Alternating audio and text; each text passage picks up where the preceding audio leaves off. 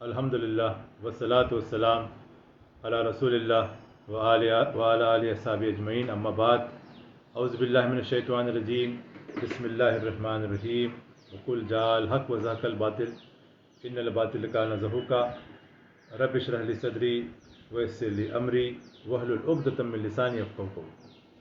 I welcome all of you۔ السلام علیکم ورحمۃ اللہ وبرکاتہ۔ آپ سب کا خیر مقدم ہے۔ تقریر کے شروع میں کہنا چاہوں گا کہ میں اکثر تقریریں انگریزی میں کرتا ہوں اور چند موقعوں پہ ہندی اور اردو میں بھی کرتا ہوں، اور ہندی اور اردو میں مجھے مہارت حاصل نہیں ہے، تو لینگویجز میں کئی غلطیاں ہوں گی، تو لینگویجز کی غلطیوں کو نظر انداز کر کے اگر آپ تقریر کے میسج پہ دھیان دیں تو بہتر ہوگا انشاءاللہ۔ انداز بیاں گرچہ بہت شوق نہیں ہے، شاید کہ اتر جائے تیرے دل میں میری بات۔ آج کے اس تقریر کا موضوع ہے جنگ آزادی میں مسلمانوں کا کردار۔ 15 اگست اور 26 جنوری کو پھہرایا جانے والا ترنگا اپنے اندر کئی انکہی کہانیوں کو لپیٹے ہوئے ہے۔ انڈیپینڈنس ڈے اور ریپبلک ڈے کو ہم یاد کرتے ہیں ہمارے فریڈم فائٹرز کو، جنہوں نے دیش کے لیے جنگ لڑی اور اپنے جانوں کی بھی قربانی دے ڈالی، اور آج ہم ایسے کچھ بھولے ہوئے فریڈم فائٹرز کو یاد کریں گے جن کا ذکر تاریخ کے پنوں پر نہیں ملتا۔ انہوں نے بھی دیش کے لیے جنگ لڑی، انہوں نے بھی تکلیفیں اٹھائی، اور انہوں نے بھی اپنی جانوں کی قربانی دی، لیکن ان کو بھلا دیا گیا ہے۔ ہم آج جنگ آزادی کے مسلم فریڈم فائٹرز کے بارے میں بات کریں گے، لیکن اس کا یہ مطلب نہیں کہ ہم دوسرے جو فریڈم فائٹرز تھے ان کی توہین کر رہے یا ان کا ذکر نہیں کر رہے، ایسا بالکل نہیں ہے، بلکہ یہ جو مسلم فریڈم فائٹرز تھے ان کا ذکر نہیں ملتا ہے تاریخ کے پنوں میں، ان کو بھلا دیا گیا ہے، ان کا ہم ذکر کر رہے ہیں انشاءاللہ۔ تو تقریر کے جو مواد ہے، جو کنٹینٹ ہے، میں نے آتھینٹک سورسز سے لیا ہے۔ کئی کتابیں ہیں، جیسے ولیم ڈالرمپل کی کتاب ہے دا لاسٹ مغل، پھر ان کی ہی کتاب ہے دا انارکی، پھر بخت خان ہے مراٹھی میں اقبال حسین کی، پھر بہت ساری کتابیں ہیں، جیسے دہلی کے مشہور رائٹرز ہیں سید عبید الرحمن، ان کی کتاب ہے مسلم فریڈم فائٹرز، اور جنگ آزادی میں ان کے خدمات وغیرہ کئی کتابیں ہیں، آتھینٹک سورسز سے لی ہے میں نے، کیونکہ کچھ دنوں پہلے میں نے ایک معتبر اسپیکر سے یہ بات سنی کہ انڈیا گیٹ پہ جو نام ہے اس میں سے 61,395 نام مسلم فریڈم فائٹرز کے ہیں، لیکن یہ بات بالکل غلط ہے۔ ورلڈ وار 1 کے 70,000 برٹش انڈین آرمی کے سولجرز کے نام ہیں وہاں پہ، تو ہمیں جب بھی ہم بات کرتے ہیں تاریخ کے بارے میں، ہسٹری کے بارے میں، تو ہمیں یاد رکھنا چاہیے کہ ہمیں آتھینٹک سورسز ہونا چاہیے اور بات بالکل صحیح ہونا چاہیے۔ تو تقریر کا مقصد کیا ہے؟ ہندوستان کے فریڈم اسٹرگل کے ٹاپک پر یہ تقریر ایک مختصر بحث ہے۔ اس تقریر کا مقصد ہے ہندوستان کی آزادی کے لڑائی کے ان بھولے ہوئے ہیروز کو یاد کرنا جو جھوٹ اور غلط فہمی کے اندھیروں سے ڈھکے ہوئے ہیں، لیکن اس کے باوجود وہ تاریخ کے افق پر چمکتے رہتے ہیں۔ اس تقریر کا مقصد ہے کہ جنگ آزادی میں مسلمانوں کی انوکھی اور اندیکھی کہانی کو لوگوں کے سامنے پیش کرنا، خاص کر کے ینگ جنریشن کے سامنے۔ اس تقریر کا مقصد ہے کہ شک اور غلط فہمی کے گھنے بادلوں کو ہٹانا۔ اس تقریر کا مقصد ہے کہ لوگوں کو یہ احساس دلائے کہ دیش کو آزاد کرانے میں جو خون بہا وہ سبھی مذہبوں کا تھا۔ اس تقریر کا مقصد یہ بھی ہے کہ لوگوں کو یونٹی کے امپورٹنس کا احساس دلائے، جس نے انہیں انگریزوں کی غلامی سے آزاد کرایا اور اپنے ہی ملک کا مالک بنا دیا۔ تاریخ، ہسٹری کو جاننے کی اہمیت کیا ہے؟ لوگ کہتے ہیں کہ تاریخ ایک ڈل سبجیکٹ ہے، history is a dull subject, not so interesting, but it's not correct. George Santayana, American author, کہتے ہیں those who do not remember the past are condemned to repeat it۔ 1947 میں انگریزوں کو دیش چھوڑنے پر مجبور ہونا پڑا۔ انہوں نے دیش چھوڑا لیکن اپنی ڈیوائیڈ اینڈ رول پالیسی پیچھے چھوڑ گئے، اور بدقسمتی سے آج بھی اس پالیسی کا استعمال کیا جاتا ہے۔ کوششیں ہو رہی ہیں لوگوں کے دلوں میں شک کے بیج بونے کی، لوگوں کو ایک دوسرے سے دور کرنے کی، اور تاریخ کو بدل گئی۔ اس کے نتیجے میں کچھ لوگ جانے انجانے میں ایک خاص مذہب کے لوگوں کو یعنی مسلمانوں کو شک کی نظر سے دیکھ رہے ہیں، انہیں دیش کا غدار سمجھ رہے ہیں، لیکن ایسا نہیں ہے۔ جو تیرے سرپرست تھے کب کے چلے گئے، فرقہ پرستی تو بھی یہ ہندوستان چھوڑ دے۔ مسلمانوں نے دوسروں کی طرح ہی اپنے وطن سے محبت کی ہے اور کئی بار دوسروں سے زیادہ بھی۔ مارکس گاروے کہتے ہیں، جمائکن پولیٹیکل ایکٹیوسٹ کہتے ہیں، اور people without the knowledge of their past history, origin and culture is like a tree without roots۔ جن لوگوں کو اپنی تاریخ اور اپنی تہذیب کا علم نہیں ہے، وہ اس پیڑ کی طرح ہے جس کی جڑیں نہیں۔ ہم یاد رکھیں کہ جو قوم اپنی تاریخ سے کٹ جائے وہ مستقبل میں کامیاب نہیں ہو سکتی۔ مستقبل کے لیے راہ عمل ملتی ہے اپنی تاریخ سے، اپنے اتحاد سے۔ ہندوستان کی آزادی کی لڑائی میں مسلمانوں کا کردار ایک شاندار واقعہ ہے۔ ہندوستان کی فریڈم اسٹرگل میں مسلمانوں کے رول کی صحیح پیشکش کے بنا تاریخ ادھوری ہے۔ آپ کو یہ جان کے حیرت ہوگی کہ فریڈم اسٹرگل کے دوران جو انقلابی نعرے دیے گئے تو زیادہ تر نعرے مسلمانوں نے دیے، جیسے کہ سرفروشی کی تمنا اب ہمارے دل میں ہے، دیکھنا ہے زور کتنا بازوئے قاتل میں ہے۔ یہ پیٹریوٹک سانگ بسمل عظیم آبادی نے لکھا تھا سن 1921 میں۔ اس وقت پٹنہ کو عظیم آباد کہا جاتا تھا۔ پھر ہے انقلاب زندہ باد۔ یہ سلوگن دیا گیا تھا مولانا حسرت موہانی نے۔ وہ یو پی کے اناؤ ڈسٹرکٹ کے موہان گاؤں کے تھے۔ This slogan was made famous by Bhagat Singh in 1929 when he shouted it after bombing the Central Assembly in Delhi۔ سب سے زیادہ فیمس پیٹریوٹک سانگ ہے سارے جہاں سے اچھا ہندوستان ہمارا۔ یہ یا جسے کہا جاتا ہے ترانۂ ہند۔ It was first published in the weekly journal اتحاد on 16th August 1904۔ کہا جاتا ہے کہ 1930 میں مہاتما گاندھی نے یہ گانا 100 سے زیادہ دفعہ گایا تھا جب وہ پونے کے یروڑا جیل میں قید تھے۔ پنڈت روی شنکر نے بنائی ہوئی اس گانے کی ٹیون کو انڈین آرمڈ فورسز کا آفیشیل کوئک مارچ چنا گیا۔ اس کے بعد ہے جے ہند۔ Many believe that the slogan was coined by Netaji Subhash Chandra Bose, but according to Narendra Luthar, author of the book Legendotes of Hyderabad, it was coined by Zainul Abidin Hassan, a son of a collector from Hyderabad, and this is even mentioned in a Times of India article. The slogans Simon Go Back and Quit India were coined by Yusuf Meherali۔ تو ہم جان سکتے ہیں کہ کیسے زیادہ تر famous انقلابی نعرے پیٹریوٹک سلوگنز جو تھے مسلمانوں نے دیے۔ جتنے مغرور پیڑ تھے حیرت میں پڑ گئے، ایسی آندھیاں چلیں کہ وہ جڑ سے اکھڑ گئے۔ ایسٹ انڈیا کمپنی اور انگریزوں کے خلاف پہلی جنگ۔ The British East India Company was formed in 1960 and its ship named Hector arrived in India on 24th August 1608, whose commander William Hawking met the Mughal ruler Akbar as the East India Company's representative and was given the permission to trade in India۔ لمحوں نے خطا کی صدیوں نے سزا پائی۔ تو British لوگوں کو، انگریزوں کو تجارت کرنے کی پرمیشن ملتی ہے مغل کنگ سے، اور ہندوستان میں ایسٹ انڈیا کمپنی کی موجودگی کا پتہ سن 1612 سے چلتا ہے۔ سن 1707 میں عالمگیر اورنگزیب کے وفات کے بعد انگریزوں نے اپنی حکومت کو جمانا شروع کیا، جس سے بہت سے مقامی حکمران پریشان ہو گئے۔ بنگال کے نواب سراج الدولہ ان میں سے ایک تھے۔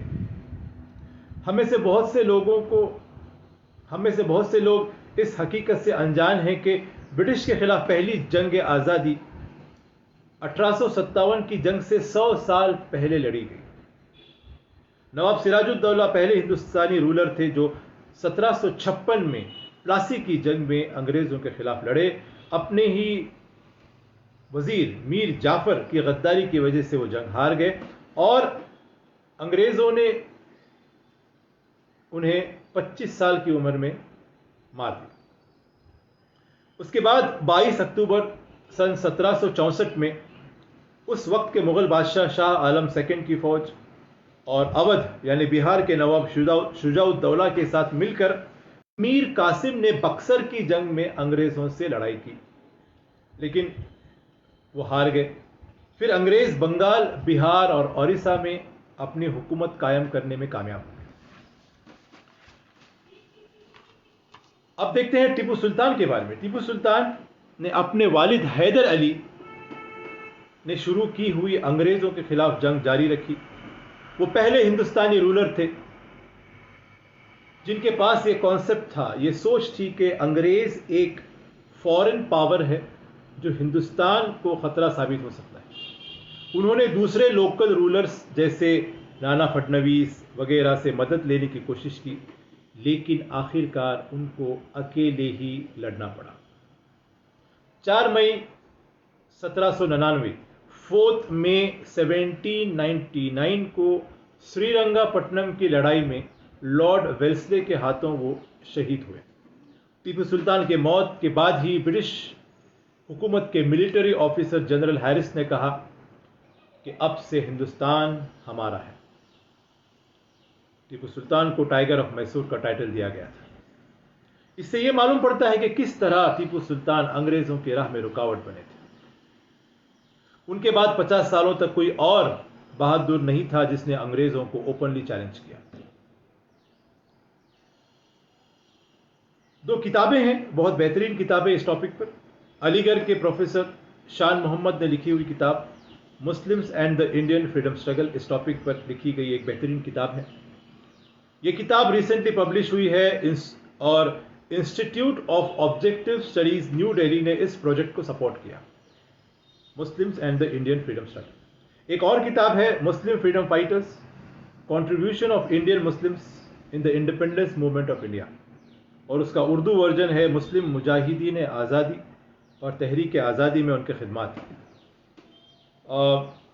دہلی کے مشہور رائٹر اور جرنلسٹ سید عبید الرحمان نے یہ کتاب لکھی ہے جس میں 40 فیمس مسلم فریڈم فائٹرز کی لائف ہسٹری ہے، جیسے شیخ الہند مولانا محمود الحسن، مولانا برکت اللہ بھوپالی، حکیم اجمل خان، مولانا عبید اللہ سندھی، مولانا ابوالکلام آزاد، مولانا محمد علی جوہر، مولانا مختار احمد انصاری، اشفاق اللہ خان، مولانا حسرت موہانی وغیرہ کئی فریڈم فائٹرز کا اس میں ذکر ہے. یہ دونوں کتابیں مسلمانوں پر لگنے والے الزاموں کو، جیسے کہ مسلمان ملک کے دشمن ہیں اور وطن کی آزادی کے لیے انہوں نے کوئی کوشش نہیں کی وغیرہ، ایسی جھوٹی باتوں کو یہ دونوں کتابیں ایکسپوز کرتی ہیں اور یہ ثابت کرتی ہیں کہ مسلمان فریڈم موومنٹ میں صرف شامل ہی نہیں ہوئے بلکہ موسٹ آف دا ٹائم آزادی کی لڑائی کے لیڈرز تھے. آزادی کی تاریخ کا صاف دل سے انالیسس کریں گے تو پتہ چلے گا کہ مسلمان دیش کی آزادی کی لڑائی میں حصہ لینے کے لیے کبھی پیچھے نہیں ہٹے. دوسرے مذہب کے لوگوں کے ساتھ کندھے سے کندھا ملا کر ہندوستان کی جنگ آزادی لڑی. مانومنٹس کے بارے میں ہم ذکر کریں گے. If you see in India, many great historical monuments were constructed by the Muslim rulers. کئی تاریخی عمارتیں مانومنٹس مسلم رولرز نے بنائے، اور یہ ثابت کرتا ہے کہ مسلم رولرز، مسلم حکمران ہندوستان کو اپنا وطن سمجھتے تھے، کیونکہ لٹیرے مانومنٹس نہیں بناتے. ہندوستانی رولرز، مسلمان رولرز جو تھے وہ ہندوستان کو اپنا وطن سمجھتے تھے، ہندوستانیوں کو اپنے لوگ سمجھتے تھے، اور یہاں پہ انہوں نے کئی تاریخی عمارتیں بنائیں.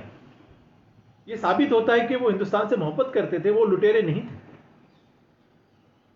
ہمارے پاس تاج محل ہے آگرہ میں، قطب مینار ہے دہلی میں، پھر سے لال قلعہ اور جامع مسجد دہلی میں ہے، چار مینار حیدرآباد میں، گول گنبد بیجاپور میں، فتح پور سیکری ہے، شالیمار گارڈنز ہے، بلند دروازہ ہے، بہت سارے مانومنٹس ہیں. اور یہ مانومنٹس نشانیاں ہیں مسلم رولرز کی، ہندوستانی کے یہ نشانیاں ہیں مسلم رولرز کی ہندوستان سے محبت کی. کھنڈر دیارے وفا کے کریت کر دیکھو، کھنڈر دیا رے وفا کے قرید کر دیکھو، ہمارے نام کا پتھر ضرور نکلے گا۔ بنگال کے مسلم فقیروں نے ہندوستان کی پہلی جنگ آزادی سے لگ بھگ 100 سال پہلے بغاوت شروع کی۔ ہم بات کر رہے ہیں فقیر سنیاسی تحریک کی۔ 1763 میں مسلم فقیروں نے مجنو شاہ فقیر کی لیڈرشپ میں ایسٹ انڈیا کمپنی کے خلاف بغاوت کی۔ سنیاسی لیڈر بھوانی پاٹھک نے فقیروں کی بغاوت کو سپورٹ کیا۔ انگریزوں کے خلاف مسلم فقیر اور ہندو سنیاسی کی بغاوت کو فقیر سنیاسی موومنٹ کہا جاتا ہے۔ آئیے دیکھتے ہیں فرائضی اسٹرگل کیا ہے۔ فرائضی تحریک کے لیڈر حاجی شریعت اللہ نے انگریزوں کے خلاف لڑائی کو شروع کیا۔ اس لڑائی کو فرائضی اسٹرگل کے نام سے جانا جاتا ہے۔ سن 1830 سے 1850 کے دوران یہ تحریک بہت ایکٹیو تھی۔ آئیے اب آتے ہیں وہابی اسٹرگل کے بارے میں۔ وہابی اسٹرگل ایک مس نوما ہے۔ وہابی اسٹرگل یعنی اصل میں اہل حدیث اسٹرگل یا سلفی اسٹرگل انگریزوں کے خلاف۔ اس میں پہلے ذکر ہے جنرل بخت خان کا۔ میں یہ ساری انفارمیشن لیا ہوں the Indian Musalmans by William Hunter, the last Mughal by William Dalrymple, Bakht Khan جو کہ مراٹھی میں کتاب ہے بائی اقبال حسین، اور history of freedom movement in India by doctor Tara Chand, historical booklet of 1857۔ ان آتھینٹک سورسز سے میں نے یہ کنٹینٹ لیا ہے۔ تو ہم بات کر رہے ہیں جنرل بخت خان کی۔ بہادر شاہ ظفر نے دہلی کے لال قلعے کی فوج کی باغ ڈور جنرل بخت خان کے حوالے کی، جو اس اہل حدیث مسلک کے تھے۔ جنرل بخت خان 1857 کی جنگ میں جو دہلی میں جو جنگ چل رہی تھی اس مغل آرمی کے لیڈر تھے، کمانڈر ان چیف تھے۔ اس کے بعد تاریخی دستاویز سے پتہ چلتا ہے کہ انگریزوں کے ظلم کے خلاف سب سے پہلے مسلمان کھڑے ہوئے ہیں، اور ان میں دیوبند اور دوسرے مسلک کے لوگوں کے ساتھ اہل حدیث لوگ بھی بہت آگے تھے۔ 1830 میں یہ تحریک شروع ہوئی اور 1857 میں ایک آرمڈ اسٹرگل میں بدل گئی۔ ان لوگوں نے برٹش حکومت کے خلاف اس لڑائی کو 100 سال سے زیادہ جاری رکھا۔ پھر ذکر آتا ہے شاہ عبد العزیز کا۔ شاہ عبد العزیز نے انگریزوں کے ناجائز قبضے کے خلاف فتوے جاری کیے۔ سید احمد شہید اور شاہ اسماعیل شہید محدث دہلوی نے انگریزوں کے خلاف جنگ شروع کی۔ سن 1820 میں سید احمد شہید سے انسپائر ہو کر مسلمانوں نے انگریزوں کے خلاف بغاوت کی۔ سید احمد شہید کے ماننے والوں کو وہابی کہا جاتا تھا۔ انہوں نے 1870 تک اپنی لڑائی کو جاری رکھا۔ سید احمد شہید 6 مئی 1831 میں بالا کوٹ میں شہید ہوئے۔ افسوس کی بات ہے کہ آزادی کی لڑائی میں ان کے رول کو صحیح طریقے سے پیش نہیں کیا گیا۔ ولیم ہنٹر نے برٹش حکومت کے کہنے پر ایک رپورٹ تیار کی جس میں اہل حدیث مسلک کے لوگوں کو برٹش حکومت کے خلاف اصل خطرہ بتایا اور ان کو 1857 کی جنگ کا ذمہ دار بتایا۔ اس نے انہیں وہابی کا ٹائٹل دیا اور انہیں سخت سزائیں دینے کی سفارش کی۔ اس کا ذکر ملتا ہے ولیم ہنٹر کی کتاب دا انڈین مسلمان۔ اسی لیے لاکھوں مسلمان خاص کر کے اہل حدیث انگریزوں کے غصے کا شکار ہوئے۔ اگر آپ پڑھیں گے ڈاکٹر تارا چند کی کتاب، ڈاکٹر تارا چند فیمس ہسٹورین، ان کی کتاب اگر پڑھیں گے history of the freedom movement, اس میں انہوں نے کہا کہ ہزاروں وہابیوں کو مار دیا گیا، کئی دنوں تک ان کی لاشیں پیڑوں سے ٹنگی ہوئی تھی، اور بہت سے لوگوں کو انڈمان اور نکوبار آئلینڈز میں کالا پانی کی سزا کاٹنے کے لیے بھیج دیا گیا، ان کی پراپرٹی کو ضبط کیا گیا۔ صرف دہلی میں ہی 15 اہل حدیث مدرسوں کو توڑ دیا گیا۔ بغاوت کرنے والے وہابیوں کو بہت دردناک سزائیں دی گئی، یہاں تک کہ برٹش پارلیمنٹیرینز نے ایسی بھیانک سزاؤں کو سننے کے بعد پارلیمنٹ ہاؤس سے واک آؤٹ کر گئے، اور کچھ پارلیمنٹیرینز تو سیشنز کے دوران رو پڑے۔ انگریزوں نے چلائے ہوئے وہابیوں کی گرفتاریوں اور مقدمے ہندوستانی سیاسی تاریخ کا، انڈیا کی پولیٹیکل ہسٹری کا شاندار حصہ ہے۔ سن 1860 کے یہ ٹرائلز کو وہابی ٹرائلز کے نام سے جانا جاتا ہے۔ اصولوں پر جہاں آج آئے ٹکرانا ضروری ہے، جو زندہ ہو تو زندہ نظر آنا ضروری ہے۔ جنگ آزادی میں علماء صادق پور کا رول بھی بے مثال تھا۔ ان کے رول کو بیان کیے سوائے ہسٹری ادھوری ہے۔ عید کے دن ان کے گھروں پر بلڈوزر چلائے گئے۔ آج اس جگہ پر پٹنہ میونسپل کارپوریشن کی بلڈنگ کھڑی ہے۔ There are records to show how Pandit Jawaharlal Nehru acknowledged the sacrifices of Ulama Sadiqpur, Patna. Pandit Nehru said to Maulana Abdul Khabir, the then president of Imarat Ahle Hadith Sadiqpur, Patna, if we compare the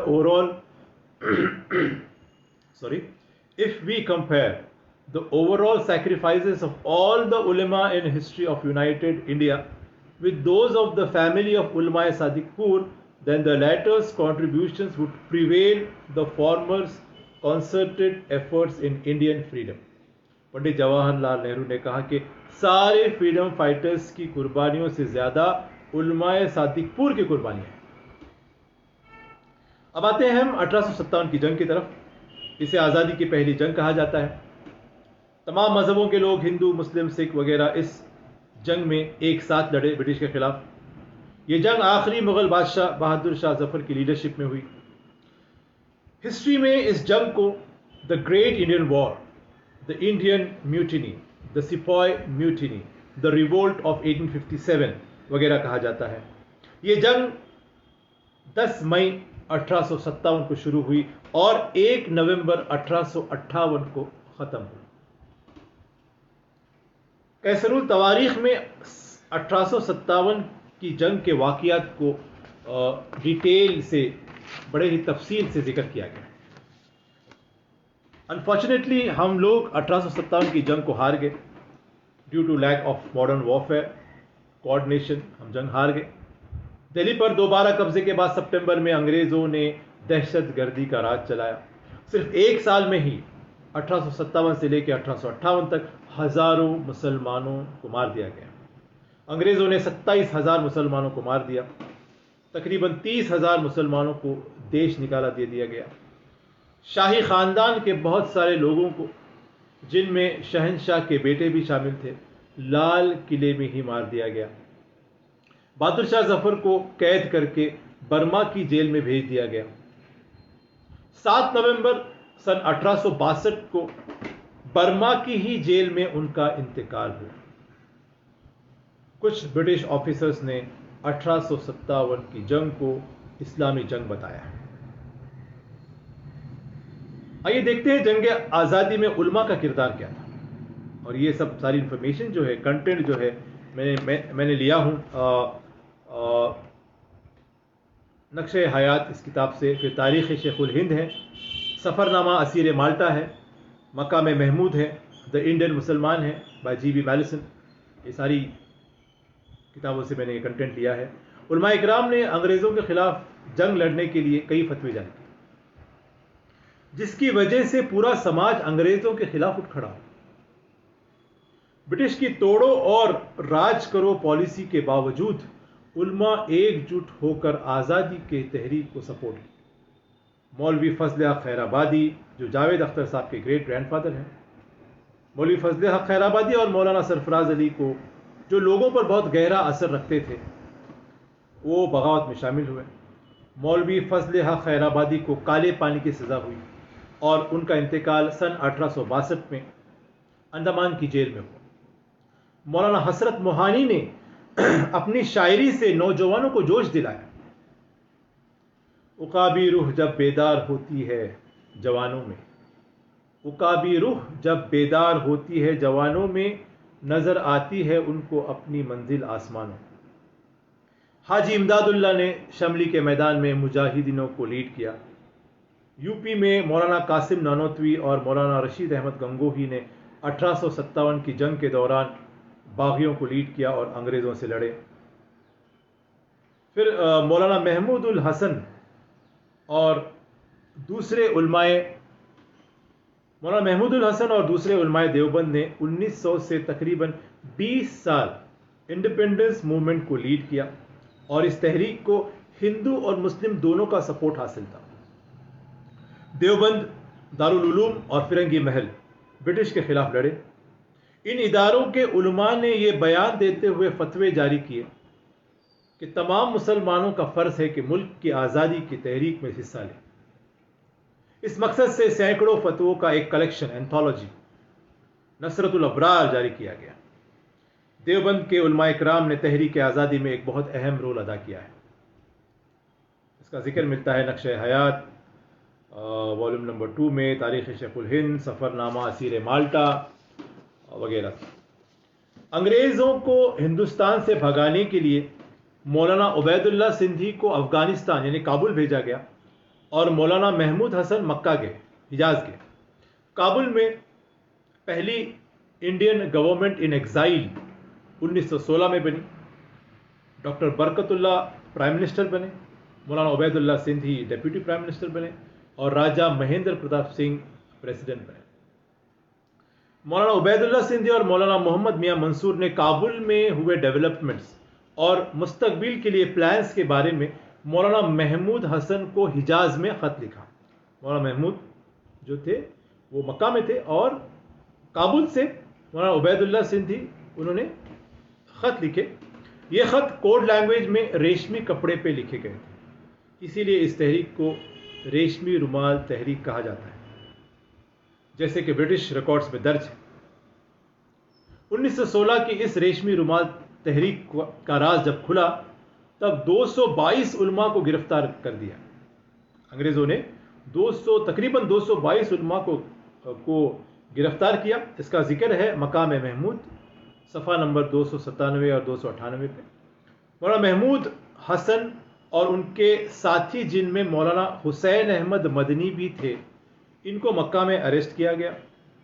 مولانا محمود الحسن اور ان کے ساتھیوں کو 3 سال اور 4 مہینوں تک مالٹا کی جیل میں رکھا گیا، اور تب کی جیلیں بہت سخت تھی۔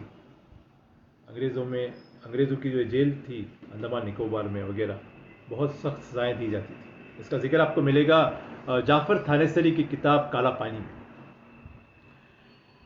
رہائی کے بعد مولانا محمود الحسن پھر سے آزادی کے تحریک میں لگ گئے، یعنی جیل سے چھوٹنے کے بعد فوراً وہ جب باہر نکلتے ہیں تو پھر سے آزادی کی تحریک میں شامل ہو جاتے ہیں۔ مصائب میں الجھ کر مسکرانا میری فطرت ہے، مصائب میں الجھ کر مسکرانا میری فطرت ہے، ہمیں ناکامیوں پر اشک برسانا نہیں آتا۔ پھر مولوی احمد اللہ شاہ کا ذکر ہے، جو اپنے شہر فیض آباد کو تقریباً 1 سال تک، ان کی موت تک، برٹش حکومت سے آزاد رکھنے میں کامیاب ہوئے۔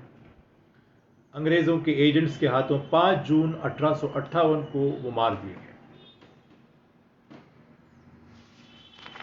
اس کے بعد ذکر ہے کرانتی دوت عظیم اللہ خان صاحب کا، جو 1857 کی جنگ میں انہوں نے بڑھ چڑھ کے حصہ لیا۔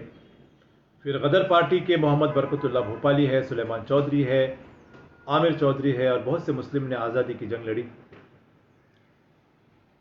آئیے دیکھتے ہیں مسلم فیمیل فریڈم فائٹرز کا رول کیا تھا۔ یعنی مسلم نوجوان ہی نہیں، مسلم لوگ ہی نہیں، بلکہ مسلم خواتین بھی جنگ آزادی میں حصہ لیا۔ لکھنؤ کے نواب واجد علی شاہ کی بیوی بیگم حضرت محل نے لکھنؤ میں انگریزوں کے خلاف لڑائی کو لیڈ کیا۔ نانا صاحب پیشوا کے ساتھ وہ انگریز کے خلاف لڑی۔ جنگ میں ہارنے کے بعد وہ انگریزوں سے بچ کے نیپال کو پہنچی اور وہیں ان کا انتقال بھی ہوا۔ یہ بات قابل غور ہے کہ ان دنوں انگلینڈ جیسے پروگریسو کنٹری میں فوج میں عورتیں نہیں تھیں، لیکن یہاں ہندوستان میں عورتیں بھی جنگ لڑا کرتی تھیں۔ پھر نام آتا ہے عزیز بیگم اور حبیبہ بیگم کا۔ انہوں نے بھی وطن کے خاطر اپنی جان دے ڈالی۔ بیگم رحیمہ نے بھی بہادری کے ساتھ جنگ لڑی۔ مظفر نگر کے فریڈم فائٹر قاضی عبد الرحیم کی ماں اصغری بیگم، انہوں نے بھی انگریزوں کے خلاف جنگ لڑی، اور جنگ میں ہارنے کے بعد جب انگریزوں نے انہیں پکڑا اور دوسرے فریڈم فائٹرز کے نام بتانے کو کہا، تب اصغری بیگم نے دوسرے فریڈم فائٹرز کا نام نہ بتانے کی وجہ سے انگریزوں نے انہیں زندہ جلا دیا۔ ایک اندازے کے مطابق تقریباً 225 مسلم عورتوں نے اپنی جان دی۔ جب پولیس فریڈم فائٹر خودی رام بوس کو تلاش کر رہی تھی تو ریولیوشنری لیڈر مولوی عبد الواحد کی بہن نے انہیں پروٹیکشن دیا، اور تب سے تاریخ میں وہ خدیرام کی دیدی کے نام سے مشہور۔ پھر آتے ہیں موپلا تحریک کی طرف۔ اگست 1921 میں انگریزوں نے مالابار کیرلا کے مسلمان موپلا علاقوں میں جیسے ارناد اور ولوامد ہے، وہاں پہ انہوں نے ظلم شروع کیا، سیکشن 144 لاگو کیا، بہت سے پروٹیسٹ ہوئے، پھر فائرنگ بھی ہوئی۔ علی مسلیار کی لیڈرشپ میں یہ پروٹیسٹ ایک ریولوشن میں بدل گئی۔ برٹش ہسٹورین رولینڈ ملر نے لکھا ہے کہ ملبار کے دیہاتی علاقوں میں 3 مہینوں تک موپلا مسلمانوں کی حکومت رہی۔ برٹش نے مارشل لاء کا استعمال کیا اور موپلا موومنٹ کو کچل دیا۔ 10,000 سے زیادہ موپلا مسلمانوں کو مار دیا گیا اور 3,000 سے زیادہ کو عمر قید کی سزا دی گئی۔ 19 نومبر 1921 کو ایک دردناک حادثہ ہوا۔ 19 نومبر 1921 کو تقریباً 90 موپلا قیدیوں کو کوئمبٹور لے جایا گیا ٹرین میں، اور تب کے ٹرین جو تھے وہ پرانے ٹرینز بہت سلو چلتے تھے، کچھ دور جانے کے لیے بھی وہ 3-3 4-4 دن لگ جاتے تھے، آج کی ایکسپریس ٹرین جیسے نہیں تھے۔ تو ٹرین کے اس ایک چھوٹے سے ڈبے میں ہی تقریباً 90 مسلمانوں کو ٹھونس دیا گیا، بھر دیا گیا۔ 90 میل دور کوئمبٹور لے جایا گیا۔ کوئمبٹور میں جب وہ کمپارٹمنٹ کھولا گیا تب پتہ چلا کہ تقریباً 60 موپلا قیدی دم گھٹ کے مر چکے۔ اس کا ذکر ملتا ہے کتاب India's struggle for freedom, published by the government of West Bengal. ہار ہو جاتی ہے جب مان لیا جاتا ہے، جیت تب ہوتی ہے جب ٹھان لیا جاتا ہے۔ پھر جالیان والا باغ قتل عام میں آپ کو جان کے حیرت ہوگی کہ کئی مسلمانوں نے بھی جان دی۔ پھر کاکوری ہیرو اشفاق اللہ خان، وہ ہندوستان ریپبلک آرمی کے ممبر تھے۔ کاکوری ٹرین رابری میں ہندوستان ریپبلک آرمی کا ایک بڑا حصہ تھا، ایک بڑا رول تھا۔ اشفاق اللہ خان کو انگریز اریسٹ کرتی ہے اور 1927 میں ان کو پھانسی دی گئی۔ انڈین ایکسپریس کے ایک آرٹیکل کے حساب سے، انڈین ایکسپریس 18 جولائی 2015 ایک آرٹیکل آیا ہے، ریممبرنگ ترے باز خان۔ ترے Baz Khan from Hyderabad, great Indian freedom fighter. He and Raja Mahipati mobilized 6,000 people and fought against the British۔ یہ جو ترے باز خان تھے بہت بہادر تھے اور انگریزوں کے خلاف انہوں نے جنگ لڑی 1857 میں۔ The government named the road in front of Osmania college after him۔ Hyderabad میں عثمانیہ کالج کے سامنے کا جو روڈ ہے یہ ان کے نام سے ہے، ترے باز خان کے نام سے۔ اور افسوس کی بات ہے کہ ان کے بارے میں بہت کم لوگ جانتے ہیں۔ پھر نیتا جی کی آزاد ہند فوج، ان میں کئی آفیسرز مسلمان تھے، جیسے کہ جنرل شاہ نواز خان، کولونل عزیز احمد، اشرف الدین احمد چودھری، کولونل حبیب الرحمان، عابد حسن سفرانی، کئی آفیسرز مسلمان تھے۔ Historian Rajmal Kasliwal in his book Netaji Azad Hind Fauj and after says a businessman of Saurashtra Memon عبد الحبیب یوسف مروانی نے نیتا جی کی انڈین نیشنل آرمی کو 1 کروڑ ڈونیٹ کیے۔ آپ جان سکتے ہیں اس زمانے کے 1 crore. During the recent celebration of Bose's birth centenary, مرفانی's grandson Yaqub Habib was felicitated in New Delhi for his ancestors' action۔ Colonel Nizam Uddin, the forgotten driver of نیتا جی سبھاش چندر بوس، جب نیتا جی سبھاش چندر بوس پر برما میں حملہ ہوا تو یہ کولونل نظام الدین نے اپنے جسم پہ 3 گولیاں کھائی اور نیتا جی کی جان بچائی۔ پھر خلافت موومنٹ کا ذکر ہے۔ مسلم لیڈرز جیسے شوکت علی اور ان کے بھائی Mohammad Ali, newspaper editors from Delhi, ان کا خلافت موومنٹ میں بہت بڑا رول تھا۔ دوسرے لیڈرز بھی اس میں شامل تھے، مولانا عبد الباری اور فرنگی محل لکھنؤ، اسلامک اسکالر ابوالکلام آزاد اور مولانا محمود الحسن۔ یہ کئی مسلم لیڈرز نے خلافت موومنٹ کے ذریعے انگریزوں کے خلاف جنگ لڑی۔ انڈین نیشنل کانگریس کے بارے میں آتا ہے، اگر کسی کو بھی فریڈم موومنٹ میں مسلمانوں کے کنٹریبیوشن کے بارے میں شک ہے تو وہ یہ حقیقت جان لے کہ سن 1885 سے جب سے انڈین نیشنل کانگریس بنی اور 1947 تک 9 پریزیڈنٹ مسلم تھے. انڈین نیشنل کانگریس کے 1947 تک 9 پریزیڈنٹ مسلم رہ چکے ہیں. مولانا ابوالکلام آزاد تو 35 سال کی عمر میں ہی پریزیڈنٹ بنے. اس کے بعد پھر اور ایک بات ہے،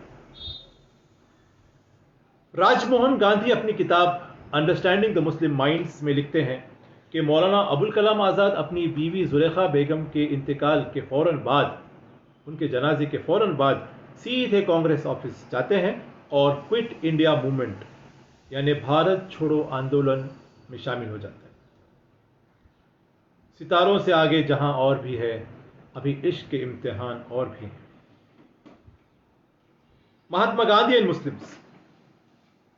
مہاتما گاندھی کے کئی ساتھی مسلمان تھے، جیسے ذاکر حسین، مجیب، ایس عابد حسین، مولانا محمد علی جوہر، حکیم اجمل خان، انصاری بردرز، مولانا محمد علی، مولانا شوکت علی، علامہ محمد اقبال، مولانا ابوالکلام آزاد، اور کئی مسلمان لیڈر جو تھے مہاتما گاندھی کے ساتھی تھے.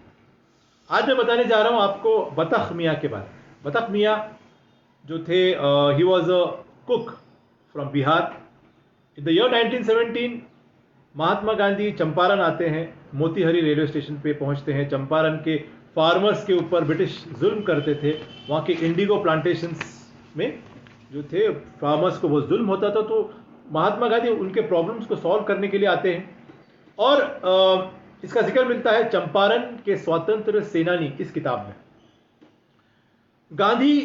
Mahatma Gandhi got a dinner invitation from a British manager of an indigo plantation.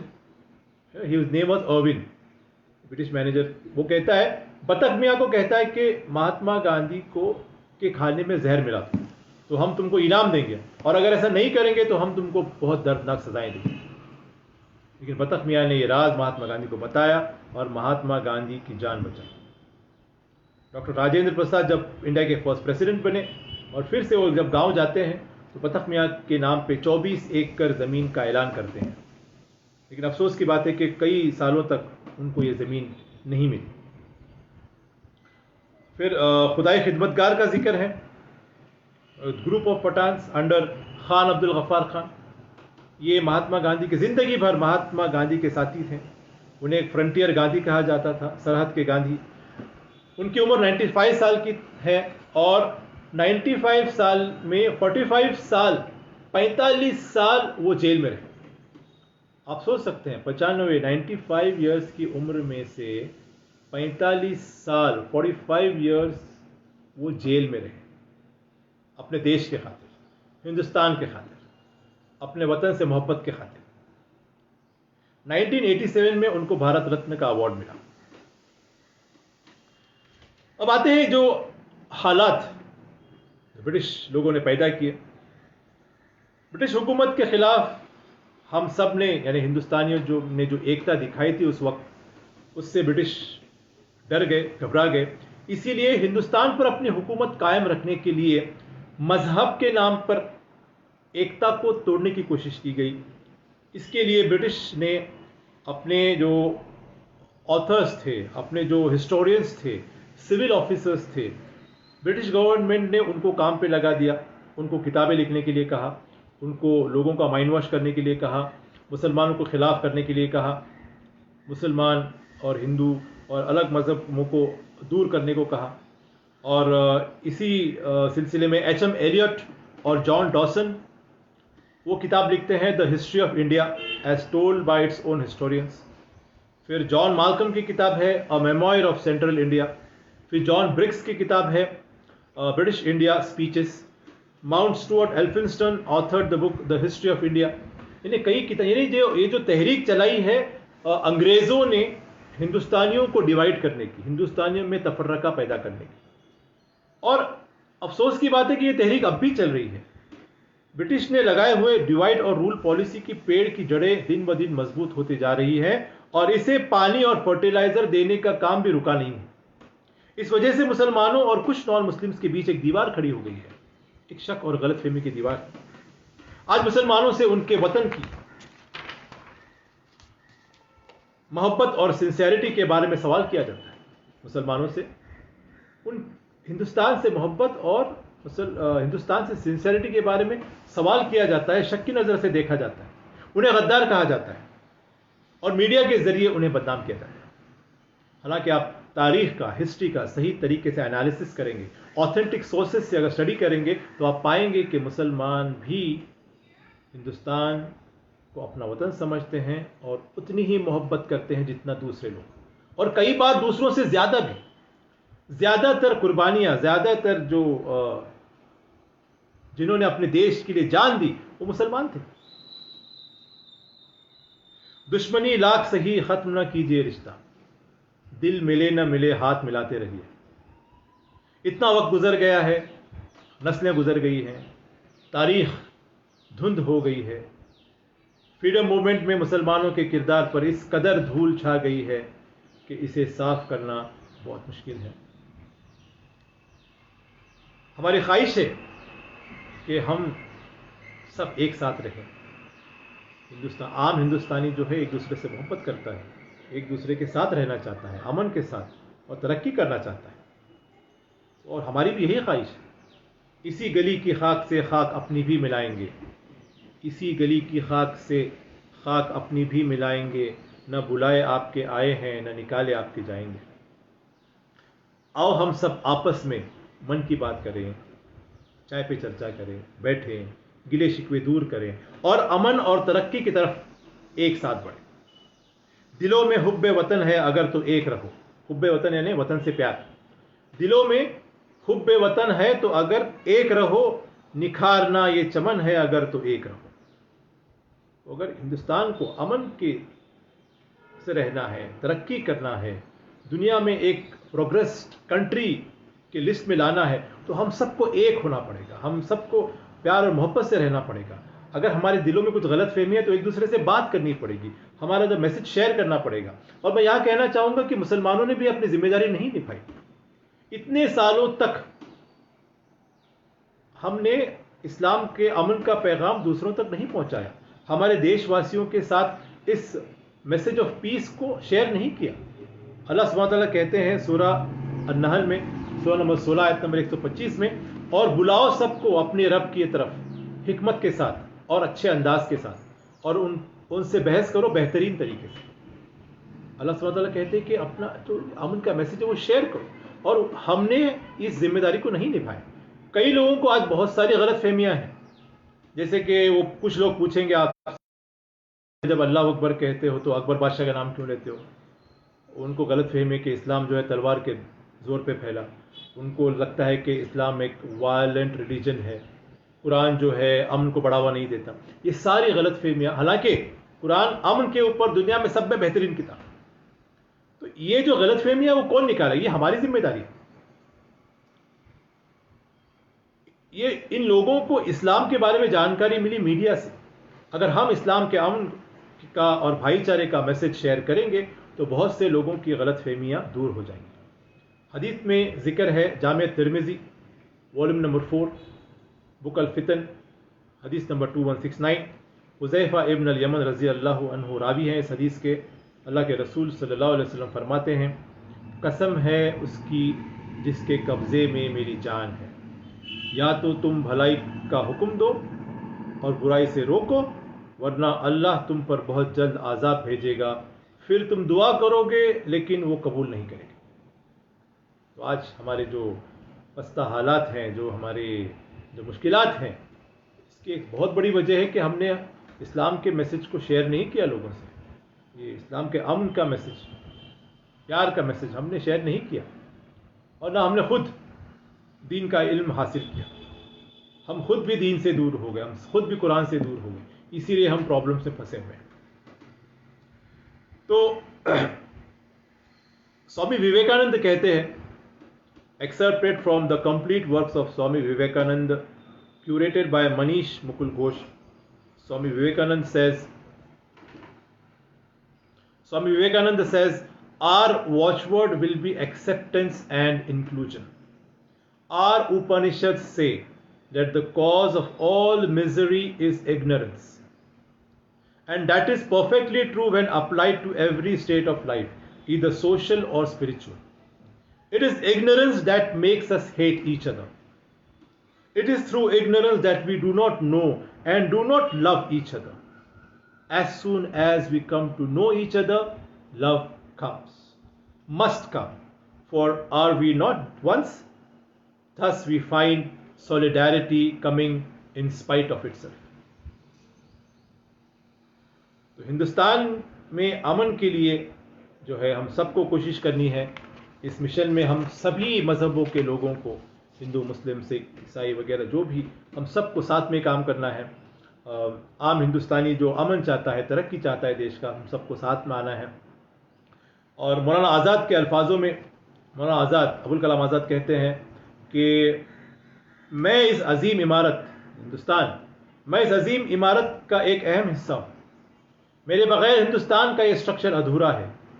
میں ایک ضروری چیز ہوں جو ہندوستان کی تعمیر میں استعمال کیا گیا. میں کبھی بھی یہ دعویٰ چھوڑ نہیں سکتا. مجھے ہندوستانی ہونے پر فخر ہے. میں اس ان بریکیبل یونٹی کا حصہ ہوں جو ہندوستان کی نیشنلزم ہے. یہ ہر ہندوستانی مسلمان کا خواب ہے کہ اپنے دیش کو امن سے ترقی کرتے ہوئے دیکھیں، دنیا کے موسٹ پروگریسڈ کنٹریز میں دیکھیں. لیکن یہ خواب تب تک پورا نہیں ہوگا جب تک ہم ایک نہیں ہوں گے. ایک ہو جائیں تو بن سکتے ہیں خورشید مبین. ایک ہو جائیں تو بن سکتے ہیں خورشید مبین، ورنہ ان بکھرے ہوئے تاروں سے کیا کام بنے. میں اپنی تقریر ختم کرتا ہوں. وآخر دعوانا ان الحمد للہ رب العالمین. السلام علیکم ورحمۃ اللہ وبرکاتہ.